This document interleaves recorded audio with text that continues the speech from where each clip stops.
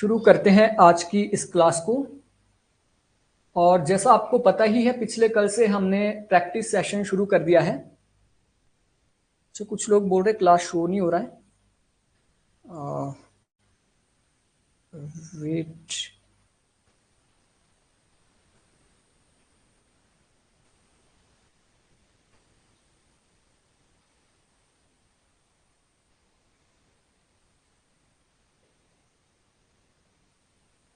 I hope अभी class सभी को शो हो रही होगी। कुछ स्टूडेंट मैसेज कर रहे थे कि उनको क्लास शो नहीं हो पा रही है, तो धीरे धीरे सभी जुड़ जाएंगे। तो पिछले कल हमने टीचिंग एप्टीट्यूड का प्रैक्टिस सेशन शुरू कर दिया था और उसके अंदर हमने 25 क्वेश्चंस को प्रैक्टिस किया था। आज ये हमारा पार्ट 2 है और 25 से आगे के जो हमारे क्वेश्चंस हैं उसको आज की क्लास में हम डिस्कस करेंगे। ठीक है, तो आपको स्क्रीन बिल्कुल विजिबल होगी। तो शुरू करते हैं आज का ये सेशन। और अगला जो हमारा क्वेश्चन है, क्वेश्चन नंबर 26 से ही हम शुरू करेंगे।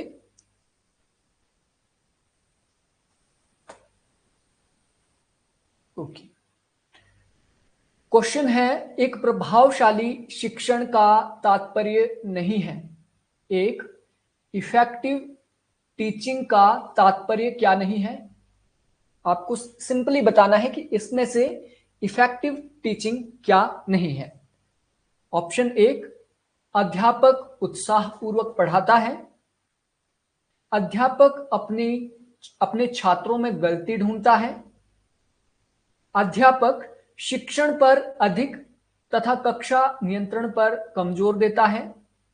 अध्यापक की रुचि विशेष सामग्री को छात्रों को समझाने में है, ना कि पाठ्यक्रम को पूरा करने में।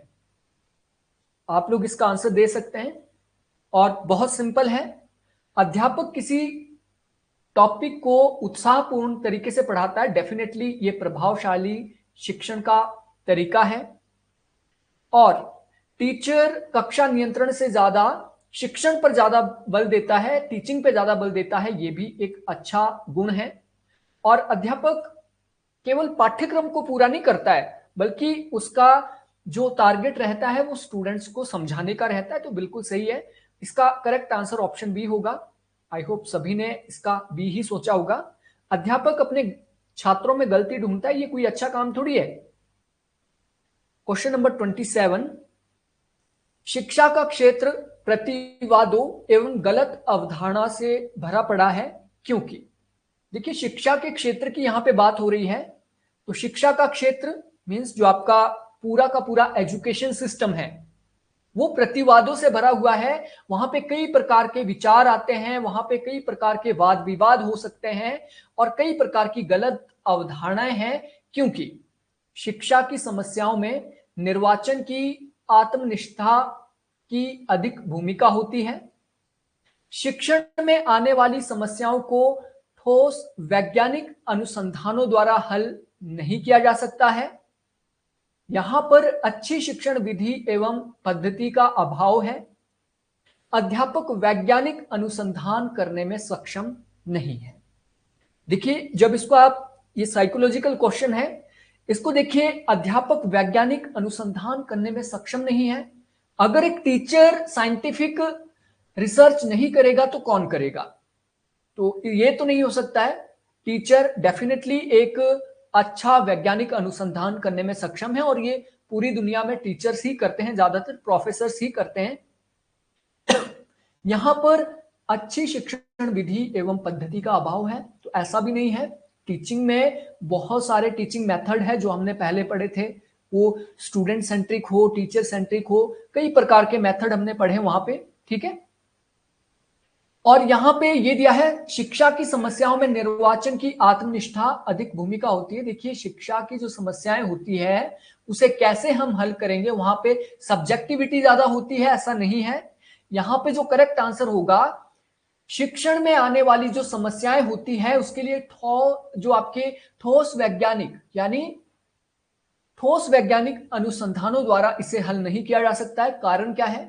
कारण ये है, टीचिंग क्या है? टीचिंग बेसिकली स्टूडेंट और टीचर के बीच एक इंटरेक्शन होती है, ये एक सोशल प्रोसेस है। जैसे हम सोशल साइंसेस की बात करते हैं, यहां पे इंसानों के व्यवहार डे बाय डे बदलते रहते हैं, वैसे ही स्टूडेंट और टीचर के बीच किस प्रकार का वार्तालाप होगा, किस तरीके से ज्यादा बच्चे समझेंगे, तो वहां पे कोई मतलब ठोस वैज्ञानिक अनुसंधान नहीं किया जा सकता है, क्योंकि ह्यूमन नेचर हमेशा बदलते रहते हैं। तो ऑप्शन बी इसका सही होगा। क्वेश्चन नंबर 28, कॉलेजों तथा स्कूलों में कैरियर पाठ्यक्रमों के परिचय का उद्देश्य क्या है? और ये सीबी जो हमने पढ़ा था, choice based credit system CBCS जो हमने स्टडी किया था, उससे रिलेटेड ये क्वेश्चन आपसे यहां पे पूछा गया है। कॉलेजों और स्कूलों में कैरियर पाठ्यक्रमों के परिचय का उद्देश्य क्या है? कैरियर पाठ्यक्रम यानी जो आपके स्किल्ड कोर्स होते हैं, स्किल डेवलपमेंट के जो कोर्स होते हैं, वो क्यों लाए जाते हैं, उसके पीछे उद्देश्य क्या है? ऑप्शन एक, और इसको आप अच्छे से देखिए, अच्छे से समझिए, फिर इसका आंसर आप कर सकते हैं। लड़कों के अंदर नौकरी को सही प्रकार से चुनने की योग्यता का विकास करना। देखिए, कैरियर पाठ्यक्रम यानी जॉब से रिलेटेड है। दूसरा, छात्रों को व्यावसायिक ज्ञान प्रदान करना। तीसरा, छात्रों के सामान्य ज्ञान में वृद्धि करना। और डी यहां पे दिया है उपर्युक्त सभी। और देखिए, लड़कों का कोई मतलब नहीं है, ये लड़कियों के लिए भी है, ठीक है। तो लड़के शब्द यहां पे नहीं होना चाहिए, यहां पे लर्नर होना चाहिए, जो आपके शिक्षार्थी होते हैं। शिक्षार्थी के अंदर नौकरी को सही प्रकार से चुनने की योग्यता का विकास करना, छात्रों को व्यावसायिक ज्ञान प्रदान करना। तो ऑप्शन ए भी सही है, ऑप्शन बी भी सही है, और इसके साथ साथ आपका ऑप्शन सी भी सही हो जाता है, क्योंकि उपर्युक्त सभी इसका करेक्ट आंसर होगा। 28 का जो करेक्ट आंसर होगा क्या होगा? ऑप्शन डी इसका करेक्ट आंसर होगा। लेकिन आंसर की में इसका करेक्ट आंसर जो दिया गया है वो ऑप्शन ए है, तो ये सही नहीं होगा। CBCS जो लाया गया है, ये बेसिकली किस लिए लाया गया है? जॉब ओरिएंटेड तो बनाना, साथ ही साथ व्यावसायिक ज्ञान उन्हें मिल पाए, वो भी इसमें ऐड किया गया है। क्वेश्चन नंबर 29, यदि कोई छात्र लगातार अपनी आंखों को रगड़ रहा हो तथा ब्लैकबोर्ड के कार्य पर ध्यान नहीं देता है, तो क्या आप उससे समझते हैं?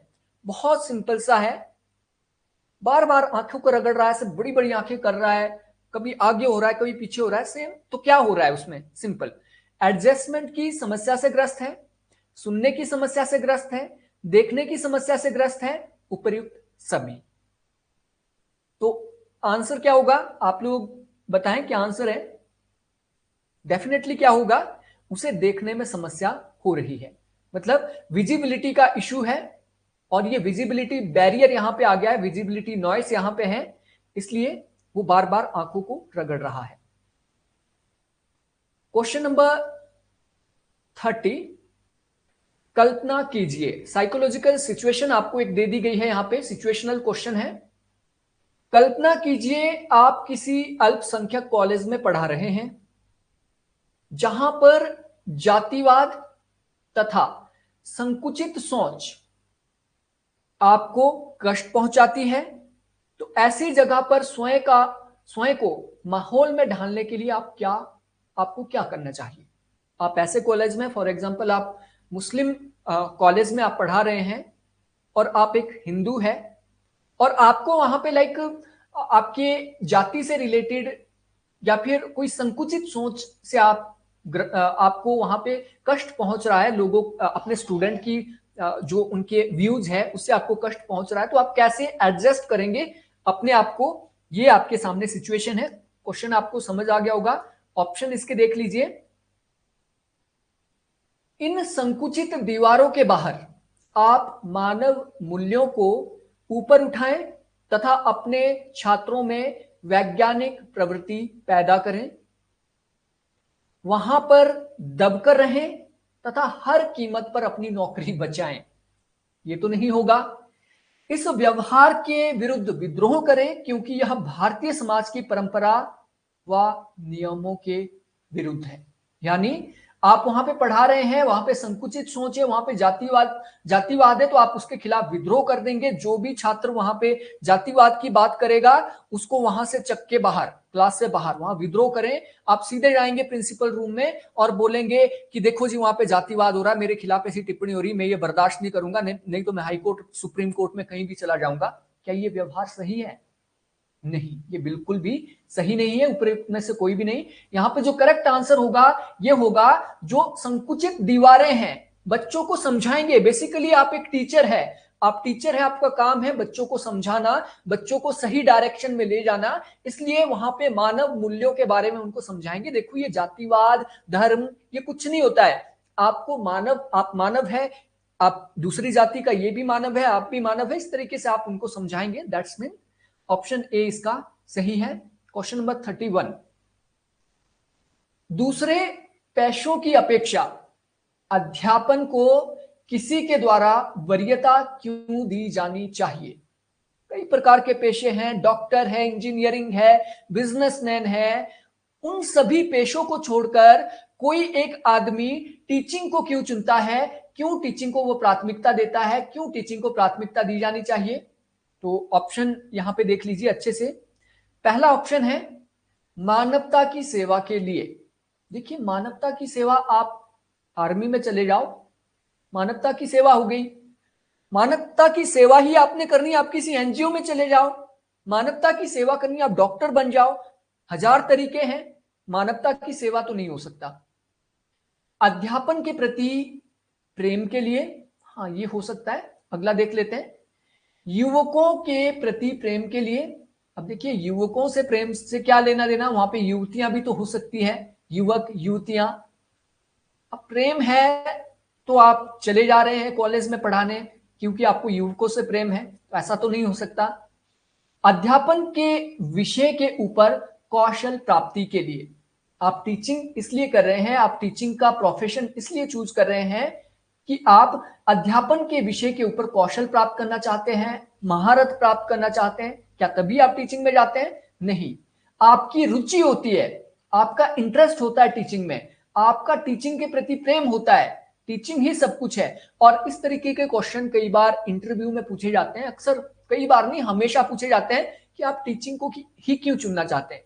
वहां पे स्टूडेंट जवाब दे देते हैं कि देखिए हम मानवता की सेवा करना चाहते हैं, हम तो सेवा भाव से यहाँ पे आए हैं। लेकिन इसका जो करेक्ट आंसर होता है, एग्जैक्ट जो होता है इसका आंसर, ये अध्यापन के प्रति प्रेम है मुझे, मेरा इंटरेस्ट है, मेरा बचपन से इसमें इंटरेस्ट है। इस तरीके से आंसर दिए जाते हैं।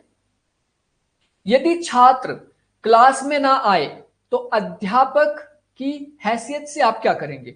एक स्टूडेंट है, वो क्लासरूम में ही नहीं आता है, जब आपका लेक्चर चल रहा होता है वो बाहर कहीं पार्क में घूम रहा होता है, आप क्या करेंगे टीचर के हैसियत से? नंबर एक, वास्तविकता की उपेक्षा करेंगे, यानी कोई बात नहीं, आता है नहीं आता है मुझे क्या फर्क पड़ता है, छोड़ो, मेरा काम पढ़ाना है, ये नहीं आ रहा है, ये तो नहीं हो सकता है। वास्तविकता की उपेक्षा करना टीचर का काम नहीं है। अध्यापन को रुचिकर तथा प्रभावी बनाने की कोशिश करेंगे। छात्रों को दंड देंगे जो क्लास में नहीं आते, तो दंड देना तो देखिए जहां पे भी ऐसा ऑप्शन आता है बिल्कुल गलत है। कारण समझना तथा उसे दूर करना। अब देखिए दो ऑप्शन यहां पे लग रहे होंगे, अध्यापन को अगर आप रुचिकर बनाते हैं तो इंटरेस्ट जो है बच्चे का वो ज्यादा बढ़ता है, तो आपको ये इसका सही आंसर लग रहा होगा। लेकिन यहां पे तो ये तो क्लास में ही नहीं आ रहा है, आप कितना भी रुचिकर प्रभाव बना ले, कितनी भी रुचिकर क्लास ले ले, जब बच्चा आपकी क्लास में ही नहीं आ रहा है, क्लास में ही नहीं आ रहा है, तो आप 100 गुना अपना अच्छा टीचिंग स्टाइल कर ले, उससे कोई फर्क नहीं पड़ता है। दैट्स मीन इसका करेक्ट आंसर क्या होगा? आप कारणों को समझेंगे, उससे पूछेंगे और आप क्यों नहीं आ रहे, आपकी क्या समस्या है, जब कारण आपको पता लगेंगे तब आप उस कारण समस्या को दूर कर सकते हैं। दैट्स मीन इसका जो करेक्ट आंसर होगा ऑप्शन डी होगा। निम्नलिखित में से एक विकल्प को चुनिए जिसे आप उस समय सर्वोचित समझते हैं जबकि छात्र अपनी कक्षा में ध्यान नहीं दे रहे हैं। एक ऑप्शन आपको यहां पे चुनना है और ऑप्शन वो चुनना है, आपके क्लास में बच्चे ध्यान नहीं लगा पा रहे हैं और इस समस्या को आप कैसे सॉल्व करेंगे, इस समस्या की उपेक्षा करेंगे। देखिए ये वास्तविकता की उपेक्षा सेम उसी तरीके का है, उपेक्षा तो नहीं करनी है। छात्रों को आप दंड दे रहे हैं तो दंड जहां पे भी आ गया वो गलत है। छात्रों को ध्यान देने के लिए कहिए, कारण समझाइए। देखिए कारण यहां पे भी था, यहां पे भी था, तो क्वेश्चन की जो आपको समझना होता है कि क्वेश्चन में क्या पूछा है, ठीक है। तो यहां पे भी आप क्या करेंगे, ध्यान देने के लिए बोलेंगे इधर ध्यान दो, इधर पढ़ा रहा हूं इधर ध्यान दो। क्या ये सही तरीका है? नहीं। तो सही तरीका यहां पे भी यही होगा, बच्चे क्लास में ध्यान नहीं दे पा रहे हैं, कुछ बच्चों को नींद आ रही है, कुछ बच्चे आपस में बात कर रहे हैं, तो उनसे क्या है, उनसे इंटरेक्शन करेंगे, बोलेंगे हाँ बताइए आपको समझ आया कि नहीं आया, कोई रीजन है, कोई कारण है, क्या आपको पढ़ाना सही नहीं लग रहा है। तो जब कारण आप समझेंगे तो डेफिनेटली वहां पे वो क्लास में ध्यान देना शुरू करेंगे, क्योंकि उनको कोई ना कोई दिक्कत आ रही होगी, तभी वो ध्यान नहीं दे पा रहे हैं। कक्षा चारण में विदुषता अधिकतर किस पर आधारित है? अब देखिए कक्षा चारण का मतलब है कक्षा को जो संचालित किया जाता है उसमें विदुषता अधिकतर किस पर आधारित होती है, मतलब आप उसमें स्किल्ड कैसे हो पाते हैं। तो ऑप्शन इसके देख लेते हैं, अध्यापक के ज्ञान की कमी पर, कक्षा के ज्ञान की कमी पर, कक्षा में शोर पर, कक्षा के बाहर शोर पर। देखिए कक्षा जब आप संचालित कर रहे हैं वहां पर विदुषता अधिकतर किस पर आधारित होती है। विदुषता का यहां पे मतलब है कि वहां पे दुर्गुण आप इसको कह सकते हैं, या फिर कक्षा में ध्यान नहीं बच्चे दे पा रहे हैं, या फिर कक्षा मतलब अच्छे तरीके से नहीं चल रही है। सिंपल यहां पे है, कक्षा चारण में जो विदुषता आती है यानी कक्षा अच्छे से नहीं चल पा रही है, उसके पीछे रीजन क्या है? उसके पीछे रीजन है अध्यापक के ज्ञान में कमी। अगर अध्यापक के ज्ञान में कमी होगी तो कक्षा चारण जो होता है, कक्षा से जो आउटपुट हमें मिल पाता है वो बहुत कम मिल पाता है, और अधिकतर बच्चे फेल हो जाते हैं, क्योंकि यहाँ पे शिक्षक के ज्ञान में कमी है, तो आपका कक्षा चारण अच्छे से नहीं हो पाएगा, वहां पे विदुषता आएगी। भारत में उच्चतर शिक्षा संस्थानों को सुधारने के लिए सर्वोत्तम विकल्प का चयन कीजिए। एजुकेशन सिस्टम का हमें पता है, और हायर एजुकेशन की बात यहां पे हो रही है, कॉलेज लेवल की जो स्टडी है, कॉलेज लेवल के जो संस्थान है, उच्चतर शिक्षा संस्थानों को, संस्थानों की बात हो रही है। संस्थान जैसे कि आपका कोई कॉलेज है, यूनिवर्सिटी है, इंस्टीट्यूशन जो आपका है, उसको सुधारने के लिए सर्वोत्तम विकल्प क्या है? लचीला पाठ्यक्रम, विकेंद्रीकृत परीक्षा, और ये आप अच्छे से इसको समझिए, ये इंस्टीट्यूशन की बात हो रही है, यहाँ पे स्टूडेंट की बात नहीं हो रही है। कॉलेज को कैसे हमने सुधारना है, आप किसी यूनिवर्सिटी में हैं, यूनिवर्सिटी को आप कैसे सुधारेंगे?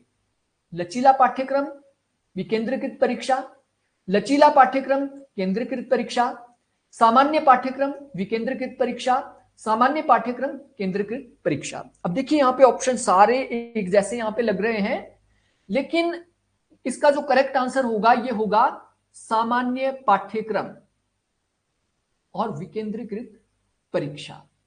अब इसका क्या मतलब है? लचीले पाठ्यक्रम से मतलब होगा कि पाठ्यक्रम ऐसा होगा कि आप कभी भी उसको चेंज कर सकते हैं।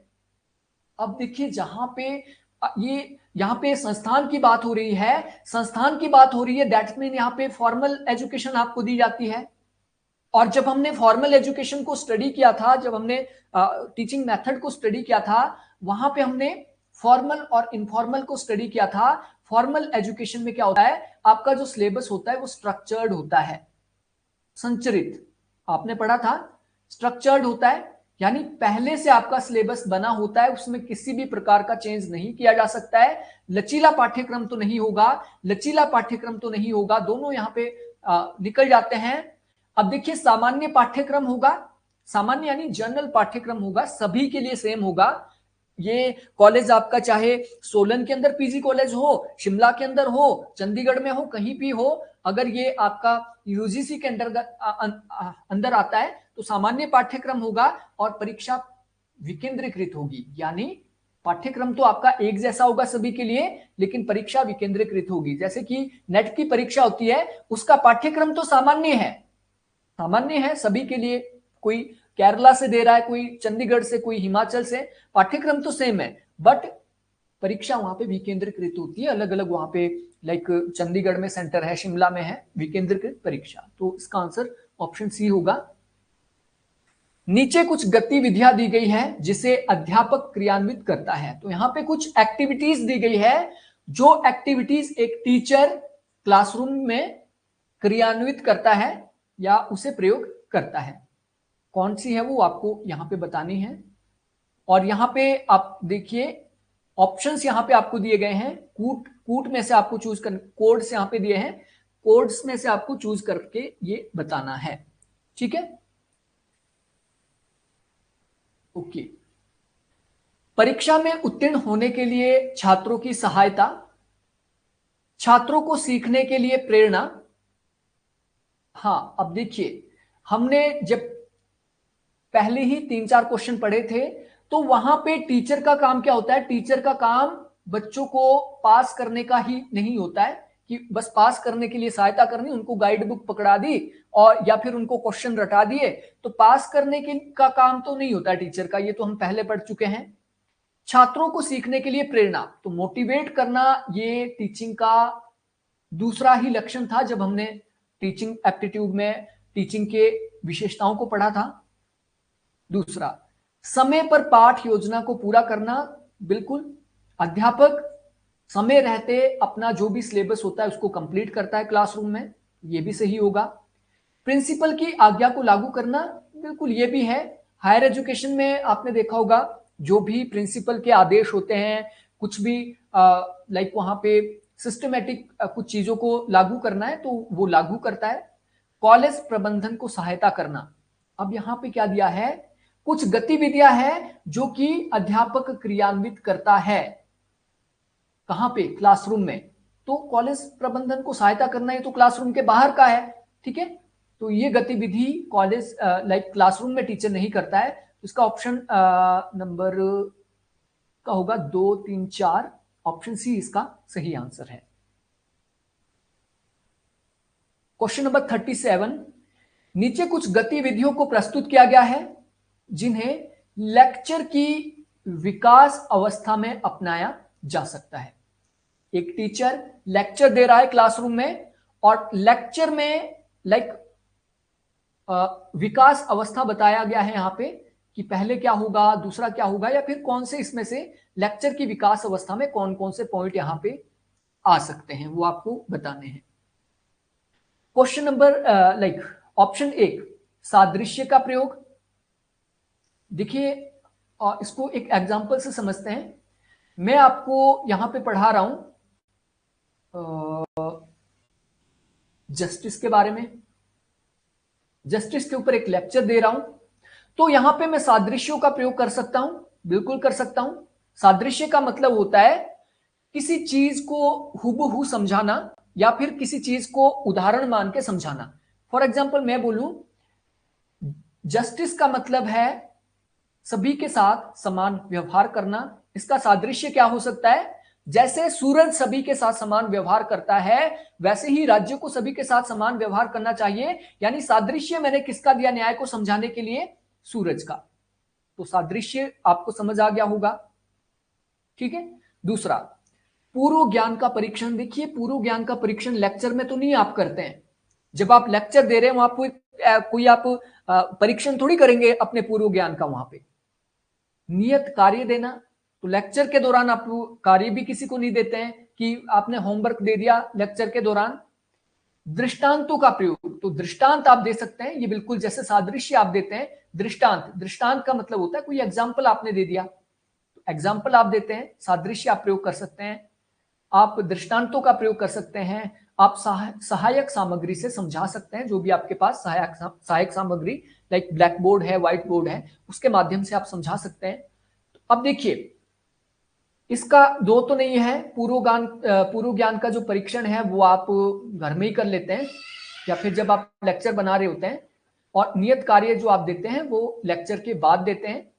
तो इसका 1, 4 और 5 सही होगा। 1, 4, 5, ऑप्शन सी इसका सही होगा।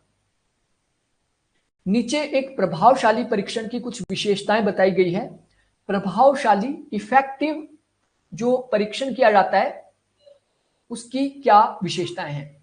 ठीक है, नंबर 1, औचित्य।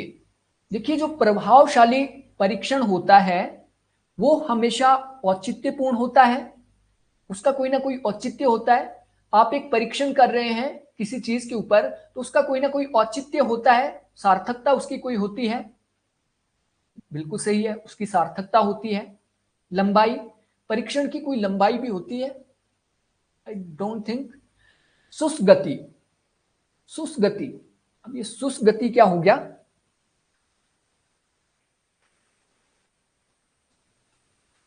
इसको देखना पड़ेगा, यहाँ ऑप्शन से ही हम इसका राइट आंसर निकालेंगे। अब सुस्त गति मुझे समझ नहीं आ रहा है कि ये लेक्चर की स्पीड के बारे में बता रहा है, लाइक परीक्षण की स्पीड के बारे में बता रहा है।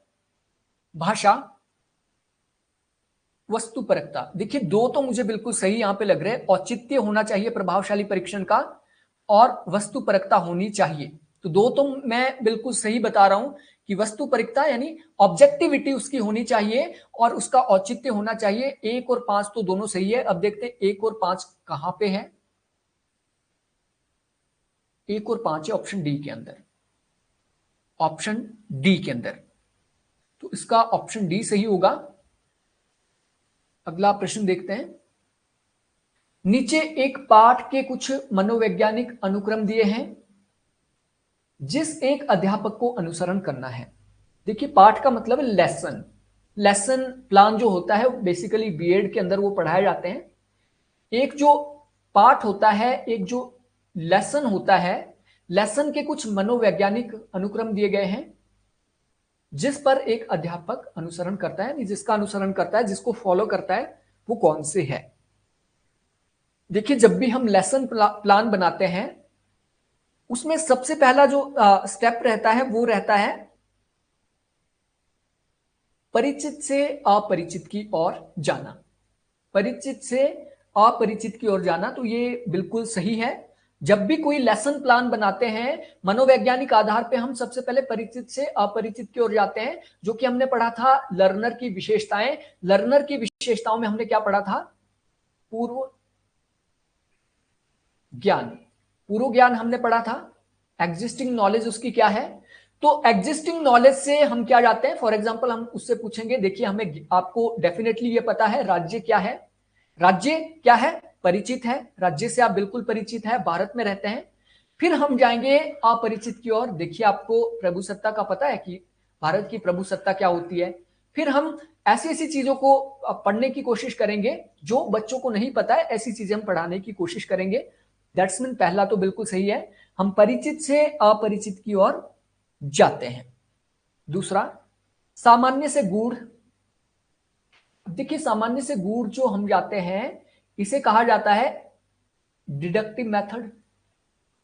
डिडक्टिव मेथड, मेथड की यहां पे बात नहीं हो रही है, यहां पे मनोवैज्ञानिक अनुक्रम की बात हो रही है। तो दो तो नहीं हो गया, परिचित से अपरिचित हम समझ सकते हैं। और सामान्य से गूढ़ जहां पे हम जाते हैं वो बेसिकली क्या होती है? एक साइंटिफिक रिसर्च होती है। वो एक साइंटिफिक रिसर्च होती है, तो ये तो नहीं है। जनरल टू स्पेसिफिक इसे कहा जाता है। तीसरा, सफल अनुभव को निश्चित करना। पुरस्कारात्मक, यानी सफल अनुभव को निश्चित करना। आपने अनुभव के आधार पे जो चीजें समझी है पहले से, आपको पढ़ाते हुए काफी टाइम हो गया है, तो आपका जो सफल अनुभव है उसको निश्चित करना। हाँ, मैं इस मेथड से पहले समझा चुका हूं बच्चों को अच्छे से समझ आया था, आगे भी आएगा, इसीलिए मैं इस मेथड को अपने अनुभव के आधार पे पढ़ाऊंगा। तो पहला भी है, तीसरा भी है। अगला देख लेते हैं। आगमिक से निगमनात्मक, अज्ञात से ज्ञात। देखिए अज्ञात से ज्ञात की ओर, ये बिल्कुल पहले का उल्टा है, परिचित से अपरिचित। यहां पे अपरिचित, अपरिचित से परिचित की ओर जाना, तो ये तो बिल्कुल गलत यहां पे हो जाता है। आगमिक से निगमनिक, यानी इंडक्टिव मेथड हम यहां पे यूज करते हैं, इंडक्टिव से डिडक्टिव। और ये मेथड किसने दिया था? पॉलिटिकल साइंस की अगर हम बात करें, यहां पे दोनों मेथड आ गए। पहला है सामान्य से गूढ़ जिसे डिडक्टिव कहा जाता है, ये प्लेटो ने दिया था। और इंडक्टिव मेथड किसने दिया है? इंडक्टिव मेथड यहां पे दिया है एरिस्टोटल ने। ठीक है, ये प्लेटो का है डिडक्टिव, आगमिक अरस्तु का है, और निगमनिक जो है वो है प्लेटो का। तो ये भी बिल्कुल सही है। आगमिक से निगमनात्मक का मतलब क्या है, मैंने आपको पहले भी एक बार समझाया था। इंडक्टिव का मतलब क्या होता है, हम सबसे पहले व्यक्ति से शुरू करते हैं। देखिए, व्यक्ति होते हैं, व्यक्ति से राज्य, व्यक्ति से समाज बनता है और समाज से राज्य बनता है, और राज्य एक जनरल चीज है। यानी हम स्पेसिफिक से जब जनरल की ओर जाते हैं तो बच्चों को ज्यादा समझ आएगा। हम कैसे समझाते हैं बच्चों को, देखो ये आप एक आदमी है, आपका एक परिवार है, परिवार से आपका गांव बनता है, गांव से पंचायत बनती है, पंचायत से ब्लॉक बनता है, ब्लॉक से आपका जिला बनेगा, जिला से आपका राज्य बनेगा। ठीक है, तो इस तरीके से बच्चों को ज्यादा समझ आता है।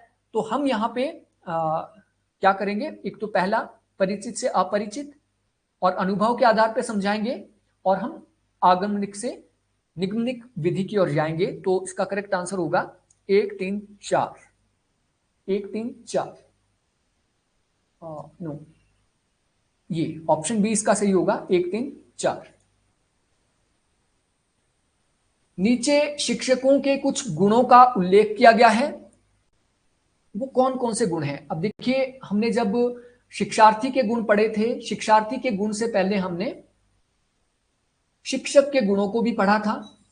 शिक्षक के क्या क्या गुण होते हैं, उसके आधार पे ये आंसर हमें देना है। शिक्षकों के कौन कौन से गुण हैं, आप क्वेश्चन को आराम से देख लीजिए, उसके बाद इसका आंसर कर पाएंगे। पहला ऑप्शन यहां पे देखिए, पहला ऑप्शन है विषय वस्तु का ज्ञान। बिल्कुल सही बात है। टीचर का सबसे पहला गुण क्या होता है, उसे विषय वस्तु का ज्ञान होना चाहिए। दूसरा, मौखिक, प्रभावी मौखिक संप्रेषण, यानी उसके अंदर कम्युनिकेशन स्किल भी अच्छी होनी चाहिए। सुखद स्थिति, सुखद स्थिति कुछ अजीब नहीं लग रहा है, सुखद स्थिति ये कौन सा गुण हो गया सुखद स्थिति वाला, ये तो कोई गुण ही नहीं है कि उसे कंफर्टेबल जोन में रखा जाए। कंफर्टेबल जोन में जो टीचर रहता है वो तो कभी गुण हो नहीं सकता है। छात्रों के आदर का पात्र होना, छात्रों के आदर कि छात्र उसका आदर करे, उसे नमस्ते करे, ये टीचर के लिए क्या जरूरी है, क्या ये गुण है, नहीं। समुदाय के नेताओं के आदर का पात्र होना, हाँ ये हो सकता है कि जो समुदाय है, पेरेंट्स है, पीटीए जब होती है वहां पे, या फिर जिस समुदाय के अंदर टीचर पढ़ा रहा होता है वहां पे जो माता पिता है, सोसाइटी है, वो टीचर का आदर करे, ये जरूरी है। तो इसका करेक्ट आंसर ये होना चाहिए यहाँ पे ऑप्शन डी, 1 2 5। सुखद स्थिति जरूरी नहीं है, स्टूडेंट उसे नमस्ते करे ना करे उससे कोई फर्क नहीं पड़ता है, लेकिन जो समुदाय के नेता है उनके आदर का पात्र वो होना चाहिए कि देखिए ये टीचर है, और टीचर का जब समुदाय आदर करेगा तो एक, क्योंकि टीचर को हमेशा आदर्श माना जाता है किसी भी सोसाइटी का, इसलिए उसका आदर करना जरूरी है। ऑप्शन डी यहां पे सही होगा। यहां पर कुछ भूमिकाओं का उल्लेख किया गया है जिन्हें अध्यापक को कक्षा में निभाता है। अध्यापक कक्षा में कुछ भूमिकाएं निभाता है, वो आपको बतानी है कि कौन कौन सी भूमिकाएं अध्यापक कक्षा में निभाता है।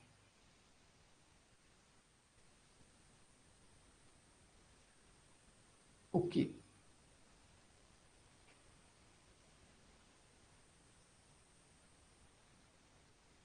ओके,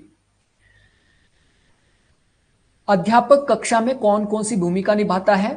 सहकारी अधिगम को प्रोत्साहन देना, और सहकारी का मतलब है पार्टिसिपेटरी, यानी जो लर्निंग है उसमें पार्टिसिपेशन को बढ़ाना या फिर ग्रुप स्टडी को बढ़ावा देना, ये सही है।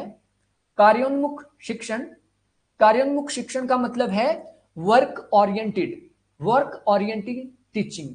वर्क ओरिएंटेड टीचिंग का मतलब है कि काम के ऊपर ज्यादा फोकस करना, नोट्स बनाना या फिर उनको ज्यादा से ज्यादा काम देना। क्या ये यहाँ पे अध्यापक की कक्षा में भूमिका है ये कार्योन्मुख शिक्षण? थोड़ा डाउटफुल मुझे लग रहा है। देखते हैं अगला ऑप्शन, अधिगमकर्ताओं का अभिप्रेरण करना। अधिगमकर्ता कौन होता है, अधिगमकर्ता होते हैं आपके स्टूडेंट। तो स्टूडेंट का उन्हें मोटिवेट करना, स्टूडेंट को मोटिवेट करना, ये कुछ हद तक मुझे ठीक लग रहा है। अगला देखते हैं, प्रबंध निर्देशों का पालन करना, प्रबंध निर्देशों का पालन करना, ये तो बिल्कुल सही है। जो प्रबंध है, जो आपके ऊपर हायर अथॉरिटी है, आपके एचओडी है, आपके प्रिंसिपल है, उनके निर्देशों का तो पालन करना है। अभी हम थोड़ी देर पहले भी इसको देख पाए। 4 तो बिल्कुल सही है, 1 भी बिल्कुल सही है।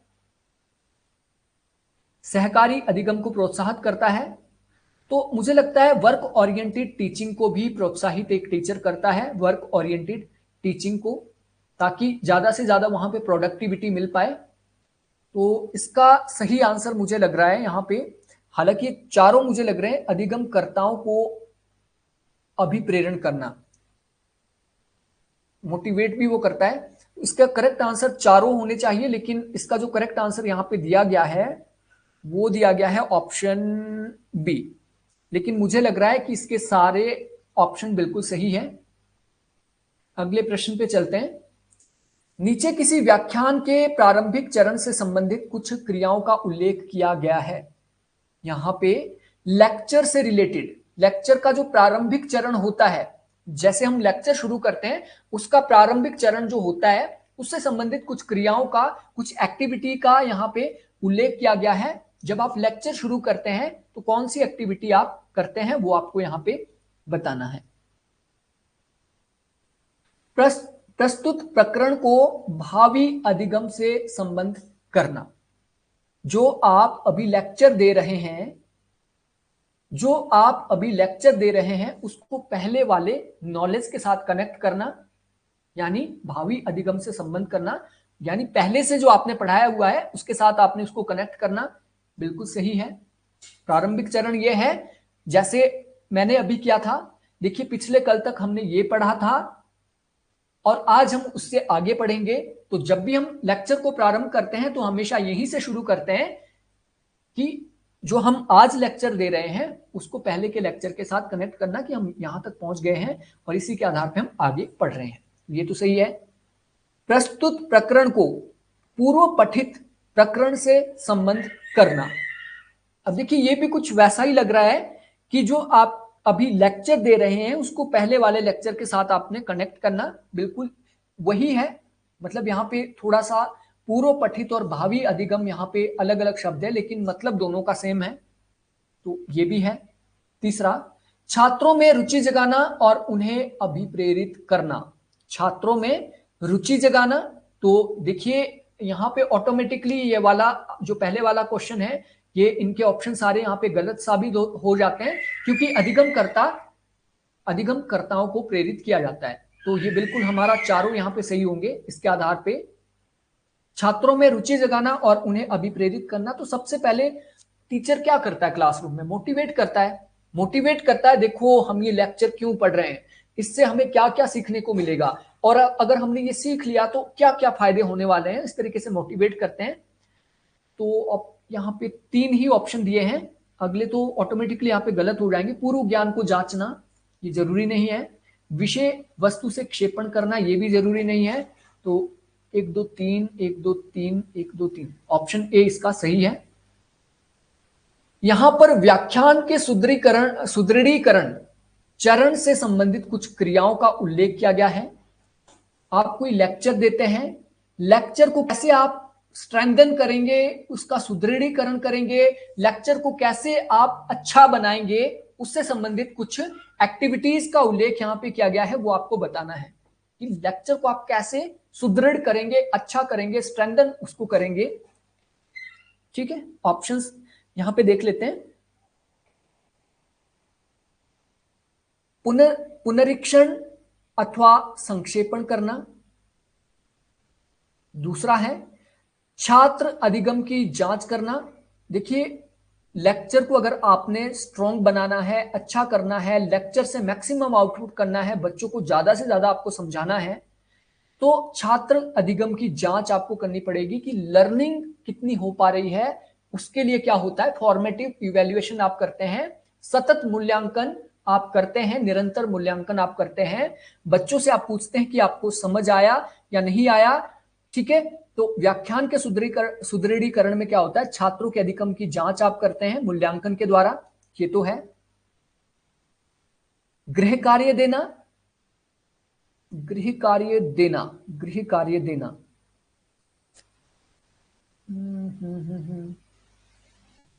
लेक्चर स्ट्रॉन्ग करने में गृह कार्य देने का क्या रिलेशन है? मुझे ये यहां पे फैक्ट बिल्कुल समझ नहीं आ रहा है कि होमवर्क देने से लेक्चर कैसे आपका स्ट्रेंथन होगा, डाउटफुल है। छात्रों में पाठ के प्रति रुचि जागृत करना, तो ये बिल्कुल सही है। ऑप्शन 2 और 4 बिल्कुल सही है। अब डाउट यहां पे है एक तो गृह कार्य में। अब गृह कार्य से लेक्चर आपका, मुझे नहीं लगता कि होमवर्क से लेक्चर आपका स्ट्रेंथन होगा। होमवर्क यहां पे हम आउट कर लेते हैं। अब हमारे पास बचे हैं यहां पे 1 2 4, 1 2 4, 1 2 4, ऑप्शन बी इसका सही होगा। पुनरीक्षण और संक्षेपण करना, यानी लेक्चर को आप उनको मतलब एक बार उसका ऐसे करेंगे जैसे पूरा लेक्चर दे दिया, उसके बाद उसका पुनरीक्षण करेंगे, बताएंगे उन्हें कि हमने आज ये पढ़ा, ये हमने इसमें से सीखा, और संक्षेप में उसको बताएंगे। जैसे हमारा लेक्चर कंप्लीट हो जाएगा, हाँ ये इसका करेक्ट आंसर ऑप्शन बी होगा। और आंसर की में इसका आंसर कुछ और ही दिया है, वो गलत है। आंसर इसका ये सही होगा। नीचे किसी व्याख्यान की प्रस्तुति शैली से संबंधित कुछ कौशलों का उल्लेख किया गया है, और ये भी लेक्चर से रिलेटेड। मैक्सिमम क्वेश्चन हमारे लेक्चर से आ रहे हैं, लेक्चर मेथड जो रहता है टीचिंग का, ठीक है, यहां से लेके हमारे ये लेक्चर से ही क्वेश्चन आ रहे हैं। और क्वेश्चन ये पूछा गया है, किसी लेक्चर के प्रेजेंटेशन शैली से संबंधित कुछ कौशलों का उल्लेख यहां पे किया गया है। जो लेक्चर होता है उसकी शैली, और शैली में जो स्किल कैसे होगी, लेक्चर आपका कैसे अच्छा होगा, उससे रिलेटेड ये क्वेश्चन है। देख लेते हैं। संप्रेषण वर्धक युक्तियों का प्रयोग, कौशल की बात हो रही है, स्किल की बात हो रही है। एक अच्छा लेक्चर कौन सा होगा, एक अच्छा लेक्चर कौन सा होगा, एक अच्छी लेक्चर कौन सा होगा जिसमें शैली को हम, प्रस्तुति शैली को, प्रेजेंटेशन जो हमारी शैली है उसे उत्तम बना सके। क्वेश्चन समझ आ गया? क्वेश्चन में यह पूछा गया है, हम एक जो लेक्चर दे रहे हैं उसमें जो हम प्रेजेंटेशन शैली को उपयोग कर रहे हैं, उसमें कौन से कौशल हम उपयोग करेंगे, उसमें कौन सी स्किल हम उपयोग करेंगे। पहली बिल्कुल सही है, संप्रेषण वर्धक युक्तियों का प्रयोग करेंगे। संप्रेषण का मतलब होता है कम्युनिकेशन, वर्धक का मतलब हो गया जहां पे कम्युनिकेशन को हम बढ़ाते हैं, और ऐसी युक्तियों का प्रयोग हम करेंगे जिससे कम्युनिकेशन अच्छे से हो पाए, उसे कहा जाता है संप्रेषण वर्धक युक्तियां। तो बिल्कुल सही है, हमारा लेक्चर वही अच्छा होगा जहां पे हम कम्युनिकेशन ऐसी यूज करें जहां पे ज्यादा से ज्यादा आउटपुट हमें मिल पाए। दूसरा यहां पे दिया गया है, उद्दीपकों में विविधता, स्टिमुलेशन। उद्दीपक होते हैं आपके स्टिमुलेशन। देखिए, उद्दीपकों में अगर विविधता होगी आपकी तो ये चैलेंजिंग हो जाएगा आपका व्याख्यान। स्टिमुलेशन का मतलब है आप बच्चों के अंदर कुछ जानने की ललक पैदा कर रहे हैं, उनके अंदर स्टिमुलेशन पैदा कर रहे हैं, कुछ सीखने की उनके अंदर ललक पैदा कर रहे हैं, उसे कहा जाता है उद्दीपक। और आप बच्चों में फॉर एग्जाम्पल आप उन्हें लिबर्टी के बारे में पढ़ा रहे हैं और उनमें उद्दीपक विभिन्न प्रकार के उत्पन्न हो जाते हैं। कोई लिबर्टी को सोच रहा है कि लिबर्टी ये है, लिबर्टी वो है, लिबर्टी घर से भागना है, या लिबर्टी कुछ और ही है। मतलब उद्दीपकों में विभिन्नता नहीं होनी चाहिए, बल्कि एक प्रकार के उद्दीपक उनके अंदर उत्पन्न होने चाहिए जो आप उनके अंदर पैदा करना चाहते हैं। तो दो तो नहीं होगा। तीसरा, छात्रों में अभिप्रेरण, तो मोटिवेट, जहां पे भी मोटिवेशन की बात आती है बिल्कुल सही है। पूर्व ज्ञान का परीक्षण, अब देखिए लेक्चर के दौरान आप किसी भी पूर्व ज्ञान का परीक्षण नहीं करते हैं। प्रश्न पूछने का कौशल बिल्कुल सही है। तो लेक्चर कौशल में यह आता है कि बच्चे पूर्व जो प्रश्न पूछ पाए, बच्चे प्रश्न पूछ पाए, उस कौशल को विकास करना होता है। तो ऑप्शन ए 3 और 5, ये ऑप्शन बी इसका सही होगा। क्वेश्चन नंबर 45, यहां पर किसी व्याख्यान के दौरान संप्रेषण प्रक्रिया के कुछ पक्षों का उल्लेख किया गया है। और ये भी लेक्चर से रिलेटेड है। लेक्चर के दौरान आप जो कम्युनिकेशन प्रोसेस करते हैं उसके कुछ पक्षों का यहां पे उल्लेख किया गया है। तो व्याख्यान हो गया लेक्चर, संप्रेषण प्रक्रिया होगी कम्युनिकेशन प्रोसेस, और कम्युनिकेशन प्रोसेस के कुछ पक्षों का उल्लेख यहां पे किया गया है कम्युनिकेशन प्रोसेस के। देख लेते हैं।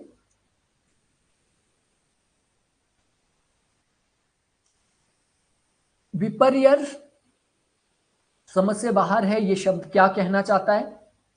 मूल्यांकन।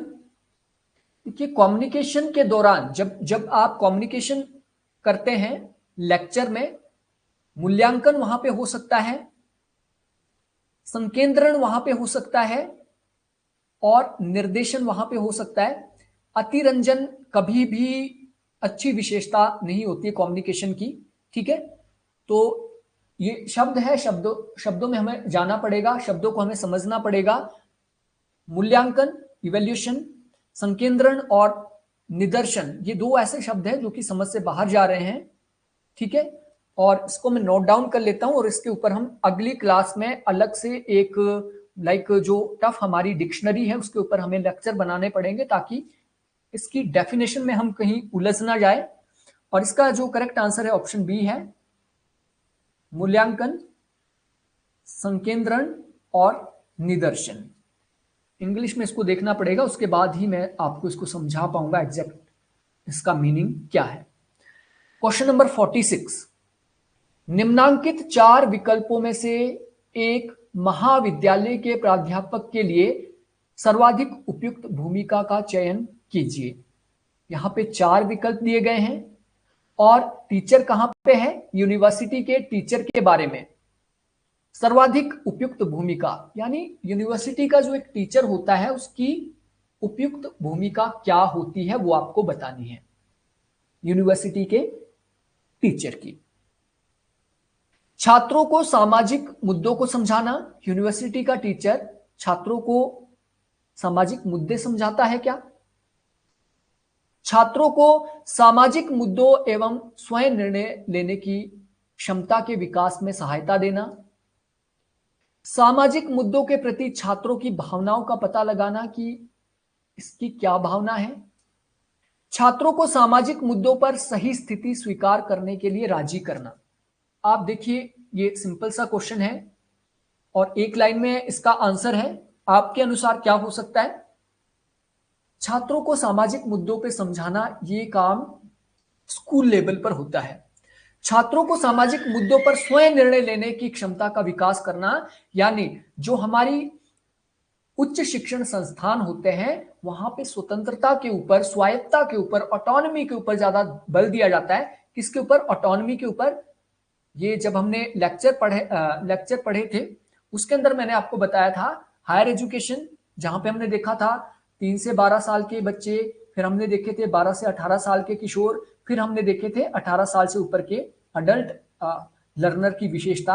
अडल्ट लर्नर की विशेषता क्या होती है कि वो स्वयं निर्णय ले सकते हैं पूर्व ज्ञान के आधार पे। यानी प्रोफेसर का काम यहाँ पे क्या होगा? छात्रों को सामाजिक मुद्दों पर स्वयं निर्णय लेने की क्षमता के विकास में सहायता करना कि वो स्वयं निर्णय ले पाए इंडिपेंडेंट तरीके से, ऑटोनमस तरीके से, ऐसी उनके अंदर स्किल डेवलप करना। भावनाओं का पता लगाना ये टीचर का काम नहीं कि इसकी भावना क्या है सामाजिक मुद्दे पे, ये किस जा रहा है वो जरूरी नहीं है टीचर के लिए। अध्यापन दक्षता की कुछ आवश्यक बातें नीचे दी गई है। टीचिंग कैसे बेटर होगी, उसमें दक्षता कैसे आएगी, उससे रिलेटेड बातें नीचे दी गई है, वो आपको बतानी है। अध्यापक दक्षता, और कूट में से आपको ये चूज करना है, कोड से यहां पे दिए हैं, कोड्स में से आपको ये बताना है अध्यापन दक्षता के बारे में, गुड टीचिंग के बारे में। कॉलेज के संचालन में सहायता करना। देखिए कॉलेज के संचालन में सहायता आप करोगे, उसका टीचिंग से क्या लेना देना है? तो एक्स्ट्रा करिकुलम एक्टिविटीज या फिर एक्स्ट्रा एक्टिविटीज होती है जो टीचिंग के अलावा है। कॉलेज परीक्षा के संचालन में जो सहायता करते हैं वो टीचिंग से बाहर की गतिविधियां हैं, एक्स्ट्रा गतिविधियां इन्हें कहा जाता है। तो ऑप्शन 1 तो नहीं होगा। 2, सीखने वाले समूहों को अभिप्रेरित करना। लगभग 6-7 बार ये आ गया है। मोटिवेशन जहां पे भी आएगी तो मोटिवेशन काम होता है एक अच्छी टीचिंग का। 2 तो है कक्षा प्रबंधन को सुधारना। हाँ, क्लास मैनेजमेंट को सुधारना ये हो सकता है। क्लास मैनेजमेंट करना हमने देखा भी था, गुड टीचिंग के गुण में से एक है, गुड टीचर के गुण में से एक है मैनेजमेंट।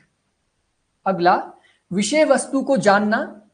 विषय वस्तु को जानना एक अच्छी टीचिंग की का जो गुण होता है वो विषय वस्तु को जानता है, यानी वो अपने सब्जेक्ट का या फिर जो वो कंटेंट पढ़ा रहा है उसमें वो महारत उसे होनी चाहिए, उसका ज्ञाता वो होना चाहिए, उसको सब्जेक्ट नॉलेज होनी चाहिए, ये भी है। कॉलेज प्रशासन में रुचि लेना, देखिए प्रशासन में रुचि लेना ये भी शिक्षण से बाहर का काम है, तो यहां पे होगा 2, 3, 4, 2, 3, 4, ऑप्शन सी सही होगा 47 का। क्वेश्चन नंबर 48, जब एक अध्यापक को विद्यार्थी से पूछे गए प्रश्न का प्रत्यक्ष और ठीक उत्तर ना आए तो उसे क्या करना चाहिए। फॉर एग्जाम्पल, आप एक टीचर हैं, आपसे किसी स्टूडेंट ने एक क्वेश्चन पूछा लेकिन आपको उस क्वेश्चन का आंसर नहीं आता है, तो आपको क्या करना चाहिए। ठीक है, प्रश्न का प्रत्यक्ष और ठीक उत्तर ना आए, उत्तर तो आपको आता है लेकिन प्रत्यक्ष बिल्कुल एग्जैक्ट आपको उत्तर नहीं आता है, तो आपको क्या करना चाहिए। कोई अस्पष्ट उत्तर देकर विद्यार्थी को संतुष्ट कर देना चाहिए। नो, अस्पष्टता से अज्ञानता भली, ये टीचिंग का एक बेसिक रूल है। अस्पष्टता से अज्ञानता भली, ये आपने जब बिहेवियरलिज्म पढ़ा होगा उसमें भी ये कहा गया था, अस्पष्ट नॉलेज से बेटर है अज्ञानी रहना, तो ये तो नहीं हो सकता। विद्यार्थी को बोल देना चाहिए कि वे असंबद्ध प्रश्न ना पूछे, उसको बोल देना चाहिए विद्यार्थियों को हर कुछ ना पूछा कर। क्या ये सही है? नहीं, ये भी सही नहीं है। विद्यार्थी को बता देना चाहिए कि वह बाद में उत्तर देगा। कुछ हद तक ये हो सकता है कि मैं आपको बाद में उत्तर देता हूं इस प्रश्न का, कुछ हद तक ये हो सकता है। अगला देखते हैं, विद्यार्थी को बता देना चाहिए कि वे पुस्तकालय में जाकर पुस्तकों में स्वयं उत्तर खोजे। ये तो कभी भी नहीं हो सकता है कि ये मेरा काम नहीं उत्तर देना, मैं यहाँ पढ़ाने आया हूं। ये तो नहीं हो सकता कि आप जाओ और सीधे लाइब्रेरी में जाओ, वहां पे ढूंढो इसको, मेरा काम नहीं आपको बताना। ये भी नहीं हो सकता। दैट्स मीन इसका करेक्ट आंसर ऑप्शन सी है, क्वेश्चन नंबर 48 का सी, कि हम स्टूडेंट को प्यार से बताएंगे हाँ कोई बात नहीं, आपका क्वेश्चन बहुत इंपॉर्टेंट है और मैं इसका उत्तर आपको बाद में दूंगा, और बाद में मैं रिसर्च करके या फिर स्टडी करके उनको आंसर दे सकता हूं। क्वेश्चन नंबर 49, एक अध्यापक एक प्रभावी संचारक तभी बन सकेगा यदि एक टीचर एक इफेक्टिव कम्युनिकेटर या संचारक तभी बन सकेगा, मतलब अच्छे तरीके से अपनी बात को वो तभी समझा सकेगा जब, यहां पे 4 ऑप्शन दिए हैं, एक अच्छा संचारक टीचर कैसे बन सकता है वो आपको बताना है। पहला, वह निर्देशात्मक साधनों का प्रयोग करता है। निर्देशात्मक साधन क्या होते हैं? टीचिंग एड, सहायक सामग्री जिसे कहा जाता है उसे कहा जाता है निर्देशात्मक साधन। और दोस्तों शब्दों में ही हमें उलझाया जाता है, शब्द इतने भारी भरकम दिए जाते हैं जैसे यहां पे दिए हैं। अब टीचिंग एड हमें समझ आता है, सहायक सामग्री हमें समझ आता है, यहाँ पे निर्देशात्मक साधन दे दिया। ठीक है, तो ये टीचिंग एड है। हाँ, ये कुछ हद तक मैं कह सकता हूं एक अध्यापक इफेक्टिव कम्युनिकेटर बन सकता है यदि वो टीचिंग एड का प्रयोग करता है, क्योंकि कई चीजें हम बातों से समझा नहीं सकते हैं या लिख के भी समझा नहीं सकते हैं। अगर हम कोई टीचिंग एड यूज करेंगे तो वो अच्छी कम्युनिकेशन हम कर सकते हैं, ये हो सकता है। अगला देख लेते हैं, वह जो कुछ पढ़ा रहा हो उसका अर्थ विद्यार्थियों को समझाने में सहायता करे। हाँ, ये भी हो सकता है। वह पढ़ाते हुए बीच में प्रश्न पूछता है। अब यहाँ पे इफेक्टिव कम्युनिकेटर की बात की जा रही है, इफेक्टिव कम्युनिकेटर की, इफेक्टिव टीचिंग की बात यहाँ पे नहीं की जा रही है। कम्युनिकेशन उसका अच्छा कैसे रहेगा, तो प्रश्न पूछेगा तो उससे कम्युनिकेशन का कोई लेना देना नहीं है। यह विषय से संबंधित प्रश्नों के सही उत्तर प्राप्त करने में विद्यार्थियों की सहायता करेगा। देखिए कम्युनिकेशन स्किल की बात हो रही है, यहां पे इसका कोई मतलब नहीं बनता है दोनों का। अब यहां पे हम कंफ्यूज ए और बी में हो रहे हैं। वह जो कुछ पढ़ा रहा है उसका अर्थ विद्यार्थियों को समझाने में सहायता करता है। इसका मुझे करेक्ट आंसर यही लग रहा है, इसका करेक्ट आंसर ऑप्शन ए ही है। वो टीचिंग एड का प्रयोग करेगा और टीचिंग एड के माध्यम से वो प्रभावी संचारक यानी प्रभावी कम्युनिकेशन कर सकता है, और यही इसका करेक्ट आंसर है, ऑप्शन ए। क्वेश्चन नंबर 50, विद्यार्थी पाठ में तभी रुचि लेंगे यदि अध्यापक उनके साथ मित्रता का व्यवहार करे। और ऐसा क्वेश्चन हमने पिछले कल भी देखा था। पिछले कल भी मैंने यही बोला था कि मित्रता का कोई लेना देना नहीं है, मैंने कोई फ्रेंडशिप नहीं करनी है, तो मित्रता का व्यवहार करे ये तो जरूरी नहीं है कि विद्यार्थी तभी रुचि लेंगे, मैं जो आपको पढ़ा रहा हूं तभी इंटरेस्ट लेंगे अगर मैं आपके साथ फ्रेंडशिप करूं या फिर मित्रतापूर्ण व्यवहार करूं। उन्हें जिस ज्ञान की आवश्यकता है वह दें। बिल्कुल सही बात। आप क्यों रुचि लेंगे मेरी क्लास में? आप तभी मेरी क्लास में रुचि लेंगे जिस ज्ञान की आपको आवश्यकता है वो मैं आपको दे पाऊं, तभी आप क्लासेस ज्वाइन करेंगे। वीडियो कार्यक्रम के द्वारा पढ़ाया जाए? नहीं। उन्हें बताया जाए कि सीखने के लिए आवश्यक है? नहीं। इसका यही करेक्ट आंसर है। और ये 3-4 बार घुमा फिरा के क्वेश्चन पूछा गया है कि अगर बच्चे क्लासरूम में ध्यान नहीं लगा रहे हैं उसका कारण क्या हो सकता है, तो यहीं से वो क्वेश्चन आया था। ठीक है, तो ये क्वेश्चन नंबर 50 का आंसर। अभी आपका मतलब आपका कोई क्वेश्चन है, कोई क्वेरी है तो आप पूछ सकते हैं।